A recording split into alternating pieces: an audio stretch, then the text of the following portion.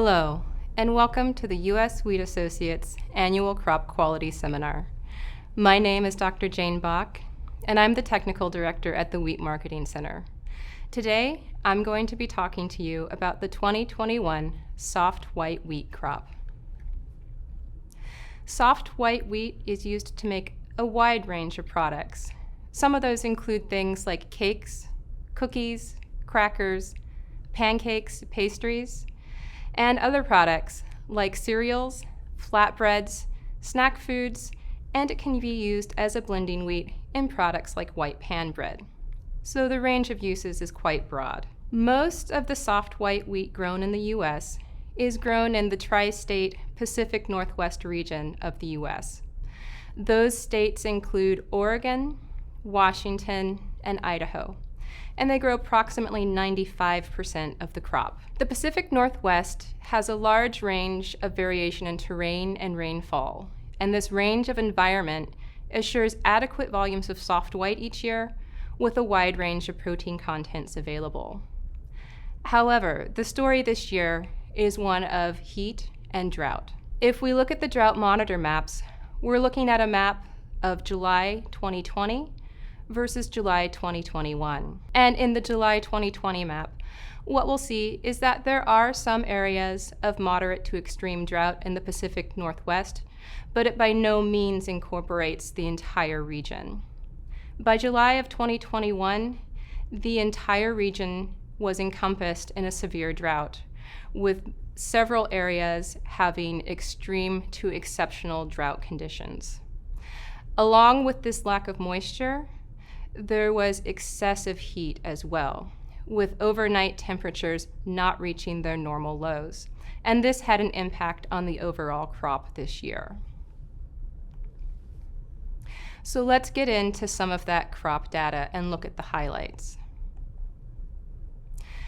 So the soft white winter planting conditions were generally good at the start of planting in 2020. However, throughout the winter, less rainfall impacted crop development coming out of dormancy. And if you look at the 2021 winter yield map, you'll see that yield fell approximately 30 to 45% across the region. Moving into spring, that lack of moisture affected soft white spring planting. The conditions were poor due to dry soil and excessive heat.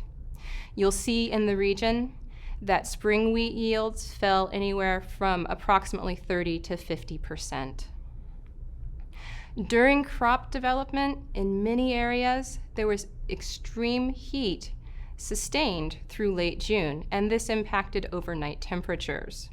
And this occurred without the much needed moisture, and that accelerated crop maturity.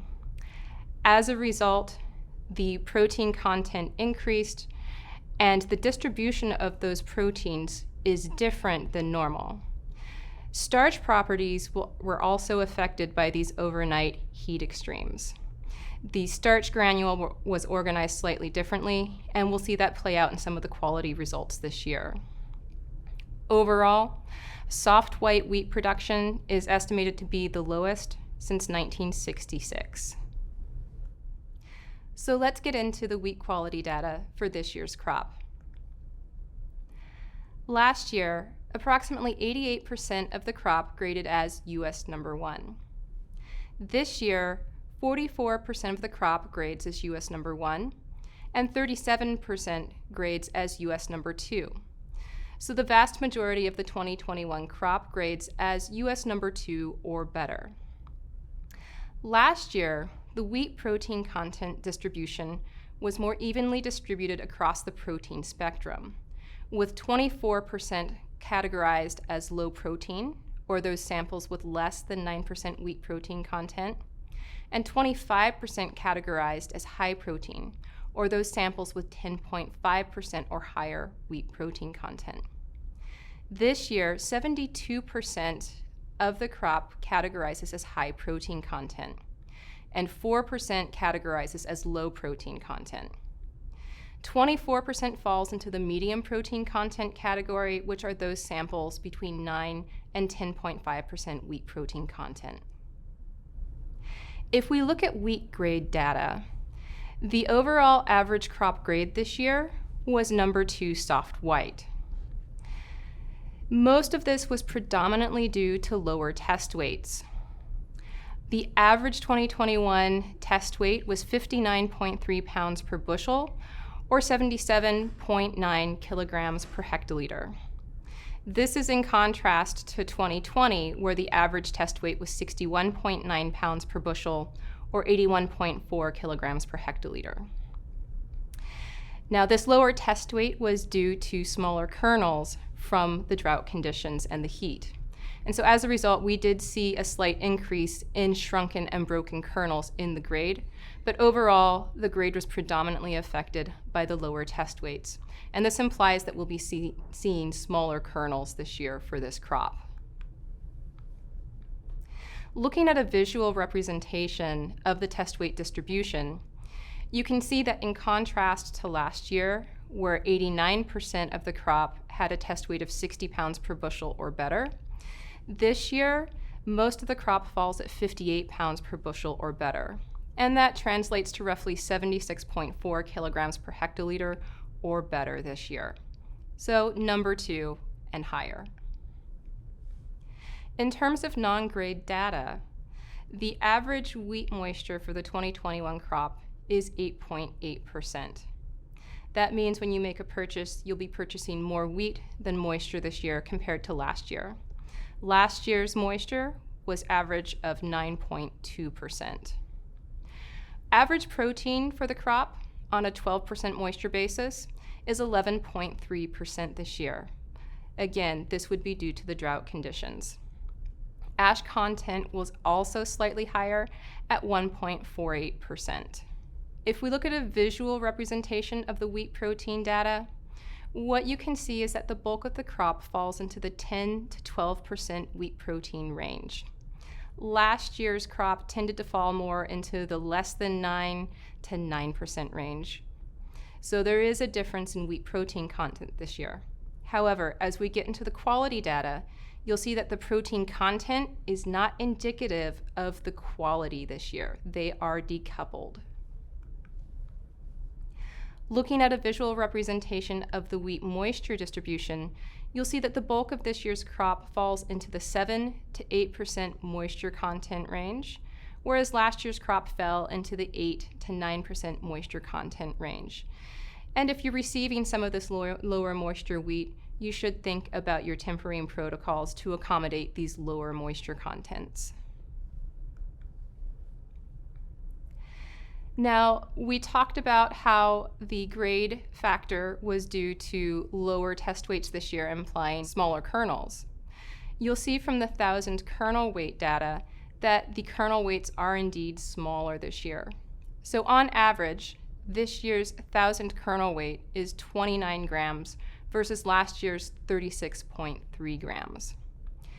Looking at the kernel sizes, you'll see that there's a slight drop in the number of large kernels and a slight uptick in the number of medium kernels. So we are seeing slightly smaller kernels this year in line with the test weight data.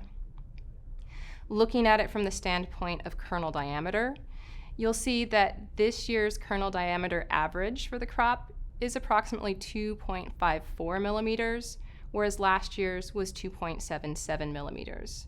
So this means that you will need to adjust your mill settings to accommodate slightly smaller kernels this year as a result.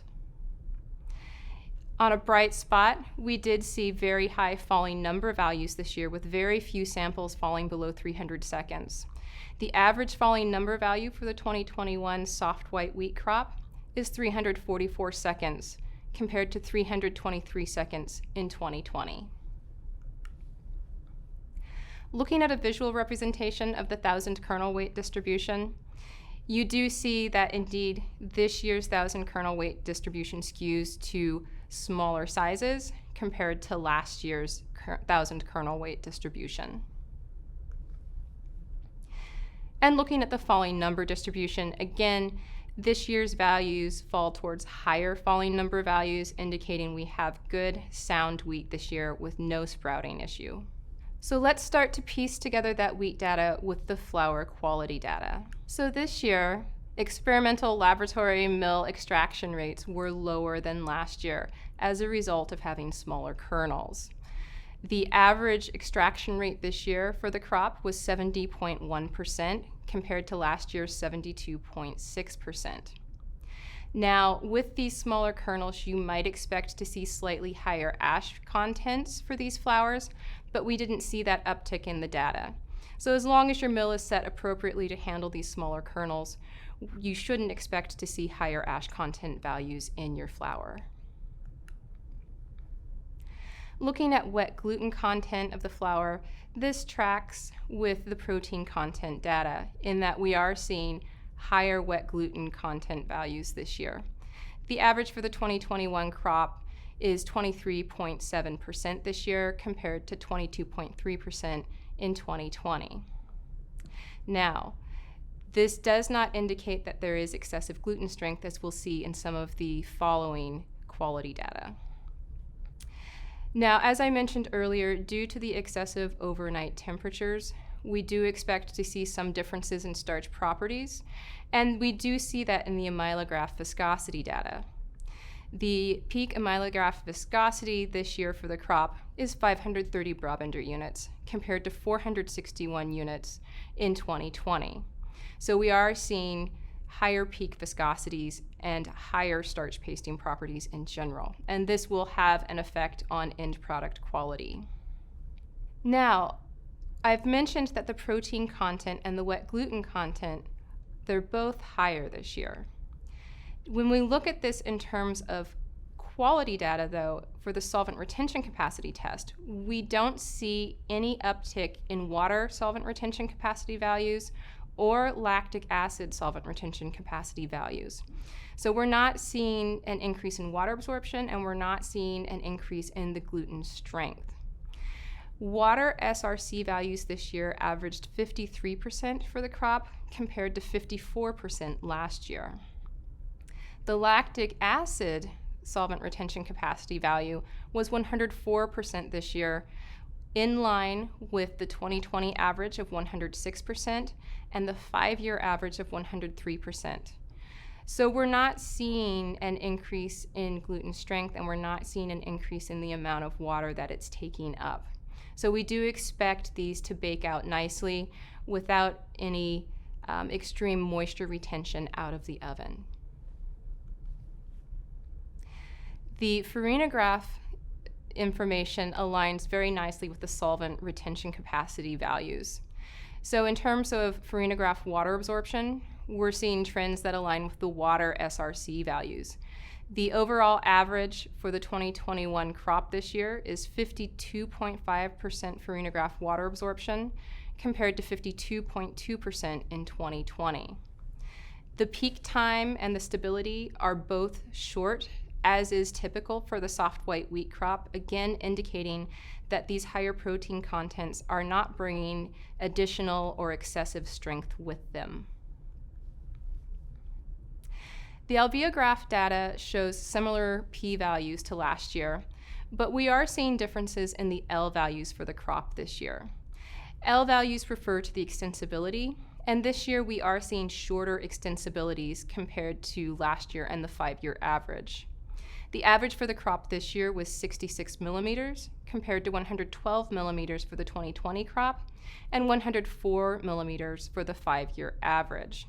So we are seeing slightly less extensibility in the crop this year in terms of alveograph extensibility. When we look at extensograph extensibility, however, we're seeing extensibility values very similar to values last year. Now, if you'll remember, the alveograph is a 3-dimensional stretching test. We're blowing a bubble.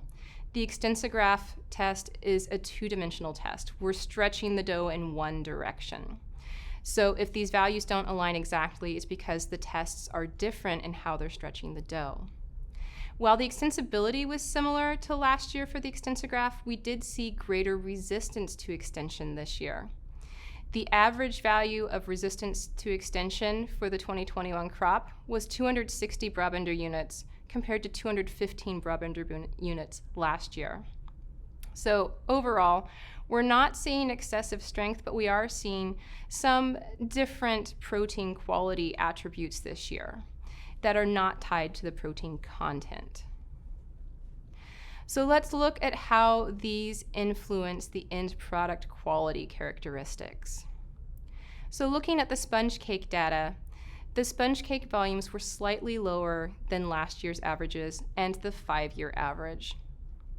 The 2021 crop average was approximately 1,080 cc's compared to 1,120 cc's for 2020. That's a difference of approximately 40 cc's.